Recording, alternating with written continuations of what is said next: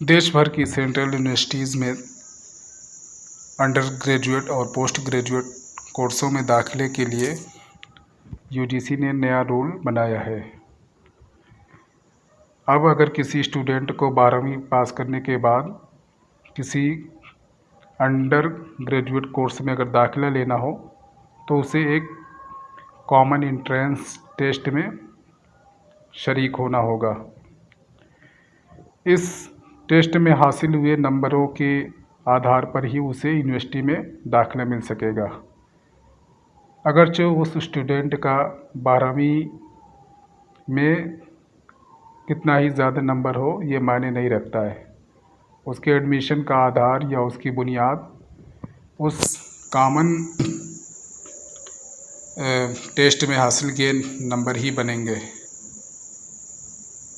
इसके लिए यूजीसी हर साल CUET यानी कॉमन यूनिवर्सिटी एंट्रेंस टेस्ट का इनेकाद करेगी, आयोजन करेगी। आज यूजीसी ने इस बात का ऐलान किया है।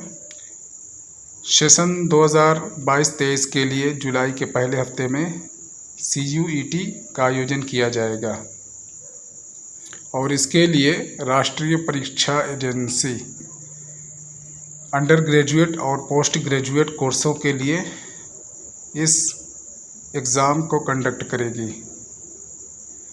इसमें एक ख़ास बात यह है कि ये जो एग्ज़ाम या एंट्रेंस टेस्ट होगा वो कुल 13 भाषाओं या लैंग्वेज में होगा। यानी इसका जो मीडियम होगा या जो पर्चा होगा कह सकते हैं वो 13 भाषाओं या लैंग्वेजेस में होगा। मसलन इंग्लिश, हिंदी, असमी, बंगाली, उर्दू, गुजराती, कन्नड़, मलयालम, मराठी, उड़िया, पंजाबी, तमिल, तेलुगु। इन ज़बानों में से किसी एक को मीडियम के तौर पे आपको चुनना होगा और उसी में पर्चा देना होगा। ये पहली बार इस तरह का यूजीसी ने फैसला लिया है। इससे ये होगा कि पूरे देश में जो सेंट्रल यूनिवर्सिटीज़ है उसमें एडमिशन लेने वाले स्टूडेंट को एक बेहतर ऑप्शन मिल सकेगा और ऐसे स्टूडेंट जिनके 12वीं में या ग्रेजुएशन में नंबर अच्छे नहीं आते और उसकी बिना पर उनको बाज़ यूनिवर्सिटियों में एडमिशन नहीं मिल पाता, कुछ इस तरह की कंडीशन होती है कि आपके 12th में इतने मार्क्स होने चाहिए या ग्रेजुएशन में इतने मार्क्स होने चाहिए, तो यूजीसी ने इस तरह की पाबंदी को हटा दिया है।